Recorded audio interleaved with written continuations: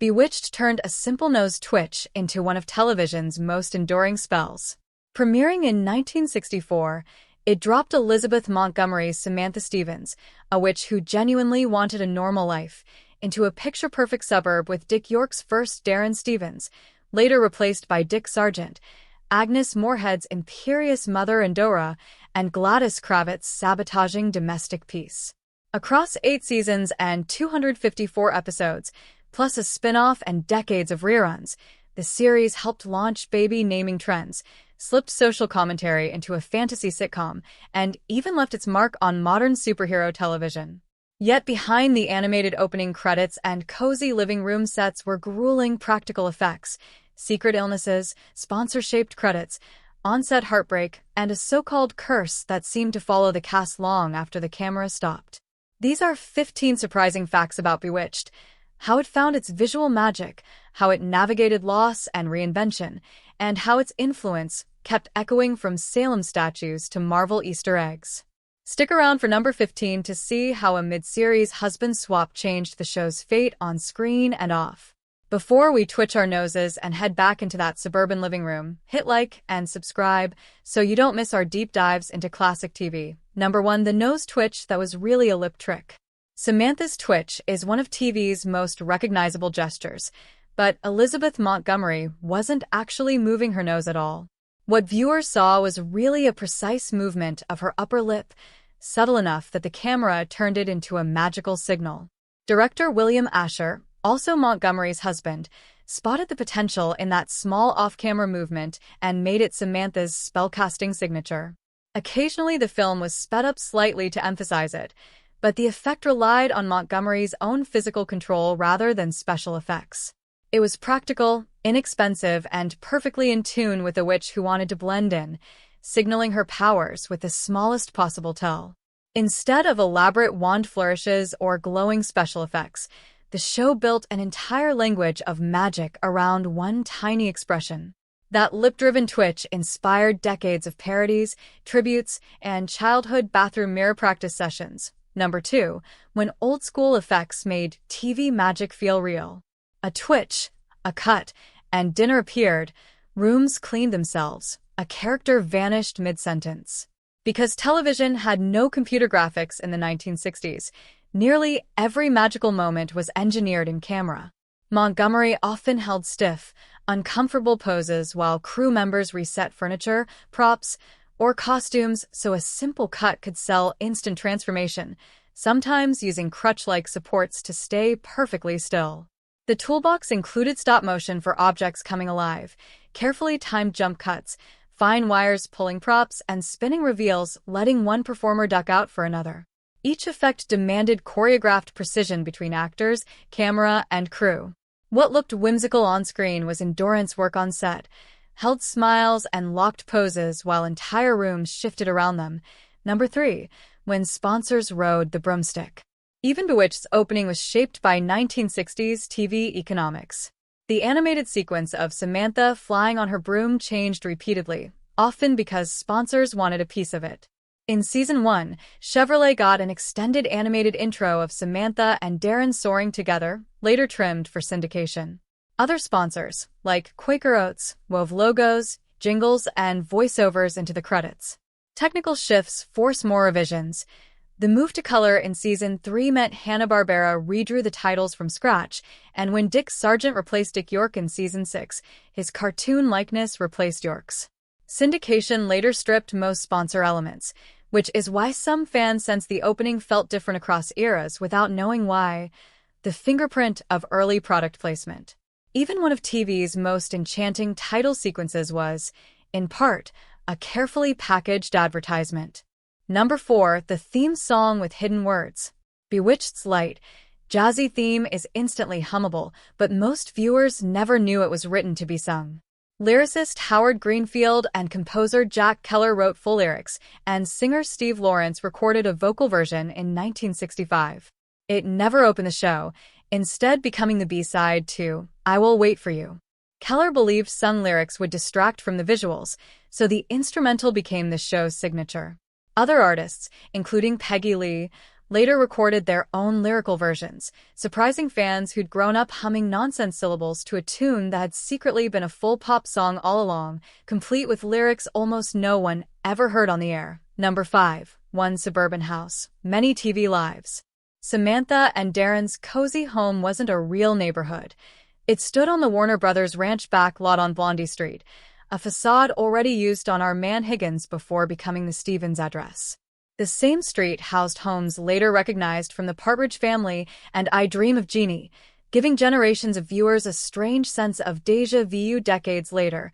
Marvel's WandaVision repurposed the facade as Agatha Harkness's home, a deliberate nod to the sitcoms that inspired it, a jolt of nostalgia for longtime fans. In October 2023, the Blondie Street facades, including the Bewitched house, were demolished for new soundstages. But through reruns, home media, and that Marvel Easter egg, Samantha's address remains firmly lodged in pop culture's collective memory. Number 6. The names that rewrote the baby books. Samantha wasn't always Samantha. Early drafts reportedly called her Cassandra before the show pivoted. Before Bewitched aired, Samantha was barely used in American baby naming charts, briefly touching the top 1,000 in 1958 before vanishing.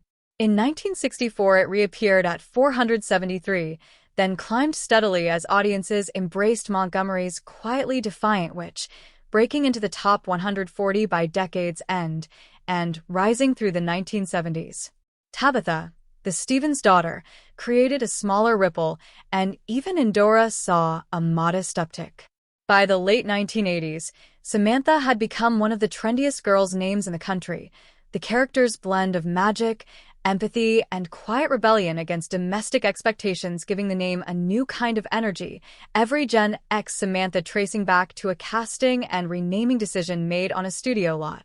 Number 7. Samantha's Cousin and the Pandora's Box Mystery.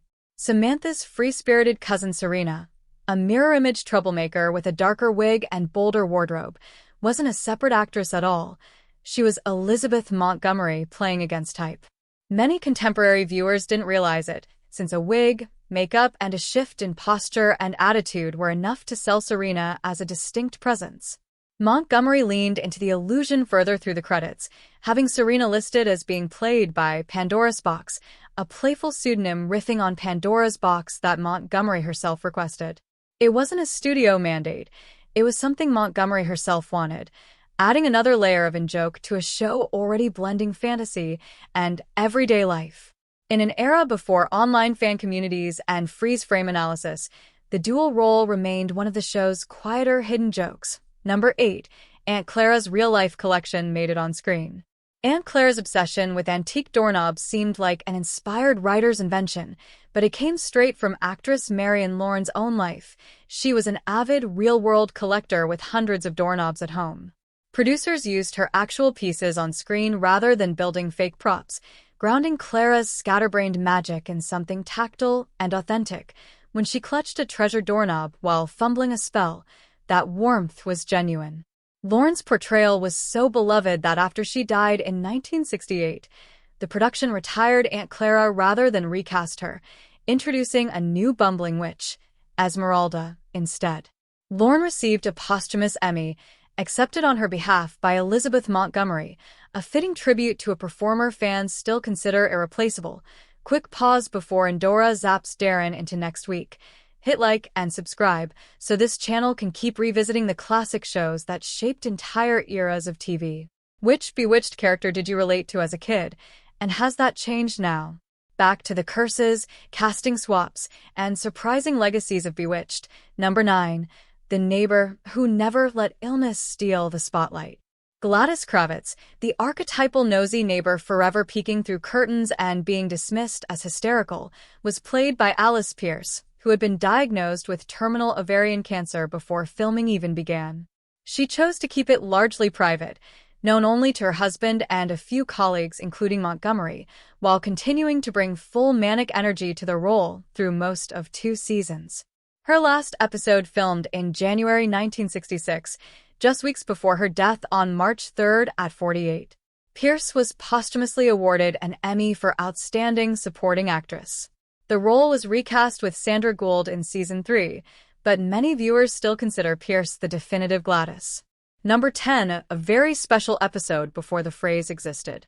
Bewitched mostly stuck to domestic misunderstandings and magical mishaps, but in 1970, it tackled far more serious territory. Sisters at Heart centered on Tabitha and her black friend facing racism after a client wrongly assumes they're part of an interracial family. The concept originated with a Los Angeles high school class, developed into a teleplay by professional writers, young people directly shaping a network sitcom's stance on prejudice. Montgomery called it her favorite episode, and it won the Governor's Award at the 1971 Emmys, an unusual honor for a fantasy comedy. Some critics found the resolution sentimental, but it folded an earnest conversation about equality into a magical universe years before. Very special episode became a TV staple. Number 11, the so-called curse that shadowed the show. Bewitched's first table read was scheduled for November 22, 1963, the day President Kennedy was assassinated, and production halted again in 1968 after Martin Luther King Jr.'s assassination. Fans later saw a pattern, some pointing to the show's inspiration, the 1942 film I Married a Witch, known for its own behind-the-scenes troubles. Others counted the losses: Alice Pierce, Marion Lorne, both Darrens, and eventually Montgomery herself, who died at 62 of colon cancer complications. Agnes Moorehead believed her fatal cancer stemmed from earlier work on The Conqueror, filmed near nuclear test sites, where many cast and crew later developed cancer, though smoking and other factors muddy any single cause. Curse or coincidence amplified by grief, Bewitched's legacy carries a real thread of loss and unsettling timing. Number 12, a spin-off that left the originals behind. The 1970s spin-off Tabitha followed Samantha and Darren's daughter, but not as the child audiences remembered, instead as a 20-something production assistant at a fictional LA TV station, with the time jump from Bewitched never explained. More surprising, Samantha, Darren, and Indora were entirely absent, the show trading the original ensemble for a new workplace cast built loosely around the Tabitha name. Sandra Gould and George Tobias briefly reprised Gladys and Abner Kravitz, and Bernard Fox returned as Dr. Bombay, but these were nostalgic cameos rather than a reunion. Without the family dynamic that anchored the original, Tabitha felt like a distant cousin rather than a true continuation. Number 13, pregnancy, parenthood, and a witchy gender swap.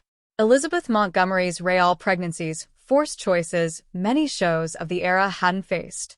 During her first, in Season 1, the production concealed it with costumes, handbags, and camera angles, and she gave birth weeks before the pilot aired. By her second pregnancy in Season 2, the show embraced it, writing it in, and introducing baby Tabitha. Her third pregnancy similarly became Adam Stevens. The episode, And Then There Were Three, pushed the idea further, with Indora casting a spell that makes Darren experience pregnancy symptoms himself, a quietly subversive gender flip for a 1960s sitcom, letting real life shape the show's emotional fabric. Number 14, the Salem statue that sparked a debate. In 2005, TV Land installed a roughly 8-foot bronze statue of Montgomery as Samantha in Salem, Massachusetts's Lappen Park, tied to a 1970s storyline that filmed on location there and in Gloucester and boosted local tourism. Critics argued that pairing a light-hearted TV witch with a site of real historical persecution risked trivializing genuine suffering. Supporters said it honored how the show reshaped Salem's image.